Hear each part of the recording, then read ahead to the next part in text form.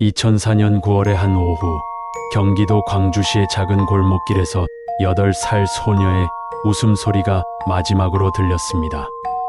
그 웃음소리가 사라진 지 20년이 흘렀지만 아직도 그 메아리는 사람들의 기억 속에 남아 있습니다.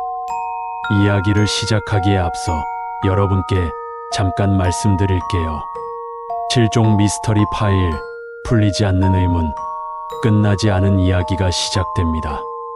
좋아요, 구독 부탁드려요. 평범한 가을날이었습니다. 초등학교 2학년인 장은별 양은 오후 3시경 수업을 마치고 늘 그렇듯 고모가 운영하는 분식집으로 향했습니다. 맞벌이를 하는 부모님 대신 고모가 돌봐주는 시간이 많았던 은별이에게 그 분식집 앞마당은 또 다른 놀이터이자 안전한 공간이었습니다. 그날도 은별이는 분식집 앞에서 자전거를 타며 놀고 있었습니다. 동네 아이들과 함께 웃고 떠드는 평범한 오후의 풍경이었죠. 고모는 가게 안에서 손님들을 맞으며 간간히 밖을 내다보곤 했습니다. 은별이가 안전하게 놀고 있는 모습을 확인하면서 말이죠. 오후 4시를 넘어선 시각, 고모는 마지막으로 은별이의 모습을 확인했습니다. 빨간 자전거를 타고 골목을 돌며 혼자서도 즐겁게 놀고 있는 아이의 모습이었습니다. 그것이 은별이를 본 마지막 순간이었습니다. 저녁 6시경 고모가 가게 문을 닫고 은별이를 찾으러 나갔을 때는 이미 아이의 모습은 보이지 않았습니다. 다만 빨간 자전거만이 분식집 앞에 그대로 놓여 있었습니다. 처음에는 동네 친구 집에 놀러 간 것으로 생각했습니다. 은별이가 평소에도 동네 아이들과 어울려 놀곤 했기 때문이었죠. 하지만 시간이 흐를수록 상황은 심각해졌습니다. 저녁 7시, 8시가 되어도 은별이는 돌아오지 않았습니다. 밤 9시 30분, 가족들은 결국 경찰서에 실종 신고를 했습니다. 당시 112 신고를 받은 광주경찰서는 즉시 수색을 시작했지만 이미 어둠이 깊어진 상태였습니다. 골든타임이라 불리는 최초 24시간 중 상당 부분을 놓친 셈이었죠. 9월 15일 새벽 5시부터 본격적인 수색이 시작되었습니다. 경찰과 소방서 그리고 자원봉사자들이 함께 나섰습니다.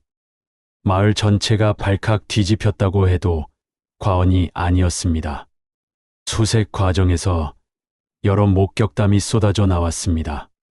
하지만 이 증언들은 서로 다른 내용을 담고 있었습니다.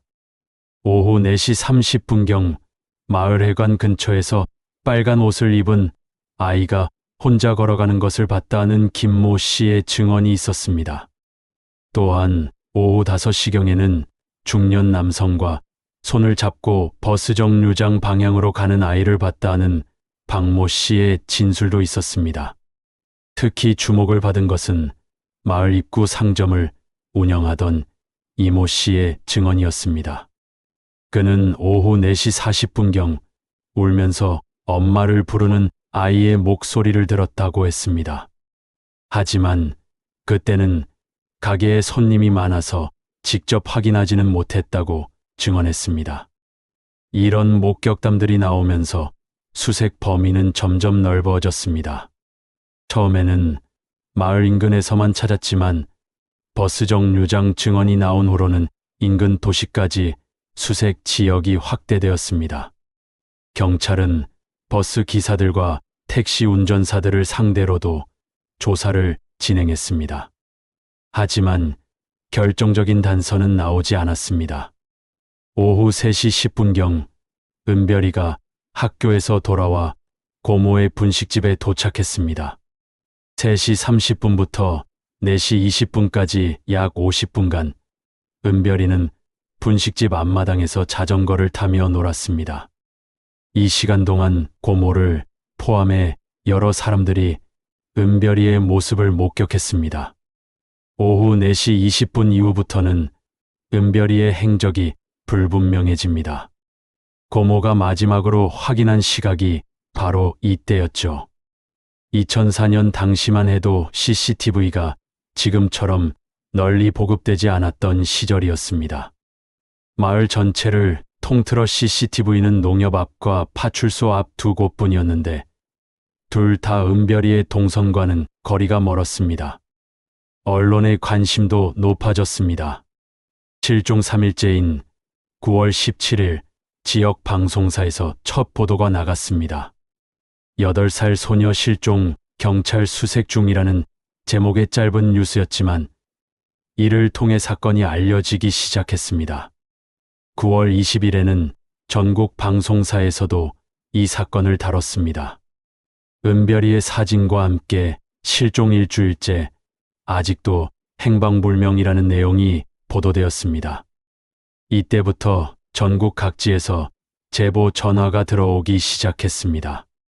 비슷한 아이를 봤다. 의심스러운 사람이 있었다.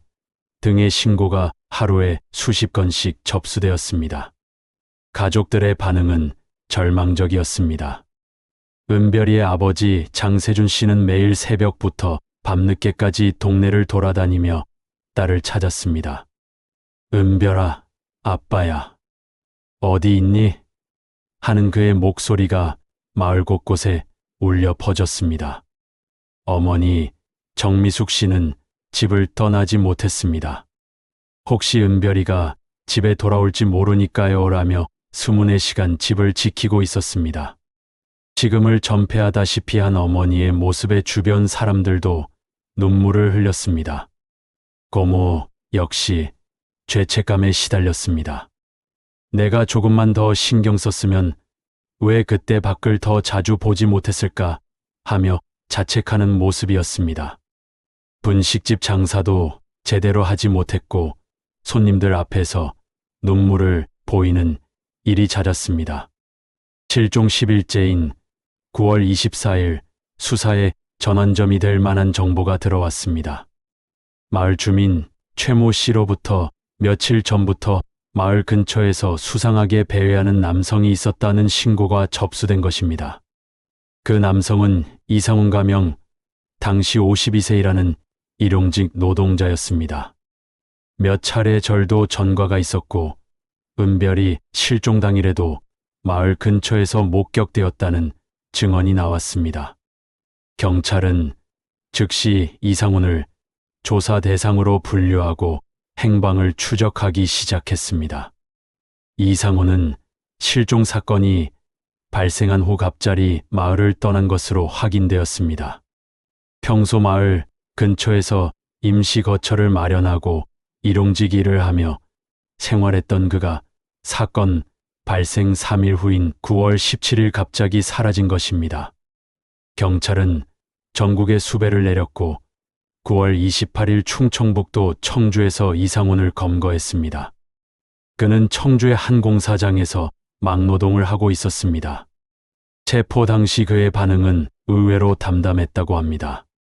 언젠가는 잡힐 줄 알았다는 말을 했다고 하네요.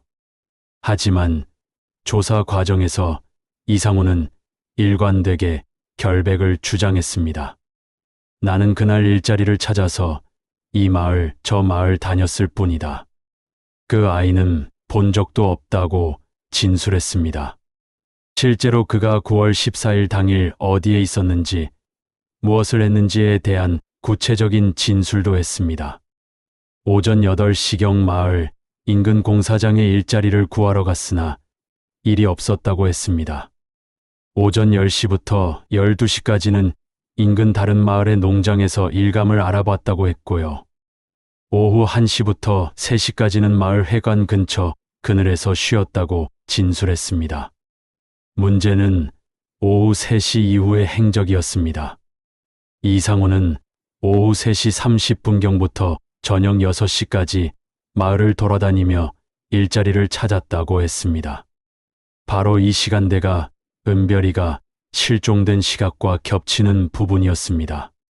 더욱 의심스러운 점은 목격자의 증언이었습니다.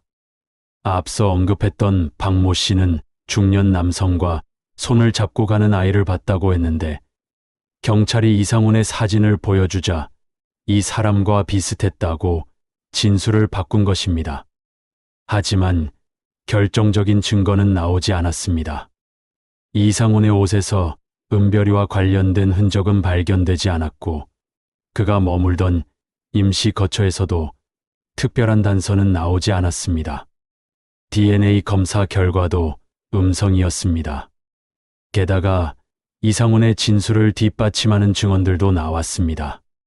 인근 농장 주인은 그날 오전에 일자리를 구하러 온 사람이 있었는데 이상훈이 맞는 것 같다고 했습니다. 마을 회관 관리인도 오후에 회관 앞에서 쉬고 있던 사람을 봤다고 증언했습니다. 결국 경찰은 이상훈을 구속하지 못했습니다. 의심스러운 정황은 있지만 명확한 증거가 없었기 때문입니다. 10월 15일 이상훈은 석방되었습니다. 하지만 주민들의 의혹의 눈초리는 계속되었고 그는 결국 다른 지역으로 떠나야 했습니다. 이상훈 수사가 막다른 길에 도달하면서 경찰은 다른 가능성들도 검토하기 시작했습니다. 가족 관계에 문제는 없는지, 혹시 은별이가 스스로 집을 떠났을 가능성은 없는지 등을 살펴봤습니다. 하지만 은별이는 겨우 8살이었고 평소 가족들과의 관계도 원만했습니다. 집에서 멀리 떨어진 곳을 혼자 갈 만한 이유도 능력도 없었습니다. 용돈도 거의 갖고 있지 않았던 상황이었고요. 그렇다면 사고의 가능성은 어떨까요?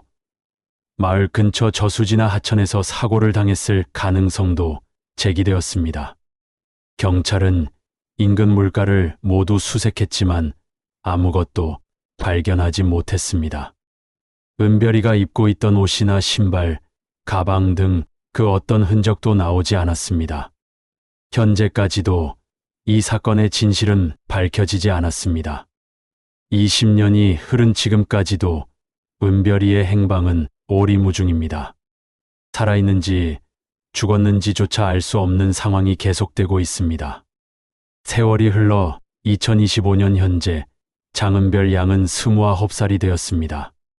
만약 살아있다면 말이죠.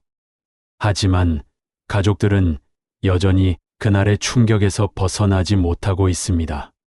장세준 씨는 지금도 택시를 운전하며 생계를 이어가고 있습니다. 하지만 택시 안에는 언제나 은별이의 사진이 붙어 있습니다. 혹시 제 딸을 본 적이 있으시면 연락 주세요라는 메모와 함께 말이죠. 20년 동안 수많은 승객들에게 딸의 이야기를 했지만 아직까지 의미 있는 제보는 없었습니다.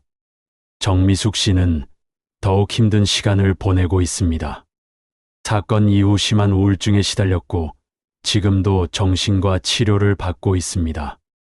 딸이 돌아올 때까지는 죽을 수 없다는 말을 입버릇처럼 하고 있습니다. 장은별 양도 지금도 어디선가 가족들을 그리워하며 집으로 돌아갈 날을 기다리고 있을지도 모릅니다. 아니면 이미 다른 세상으로 떠났을 수도 있습니다.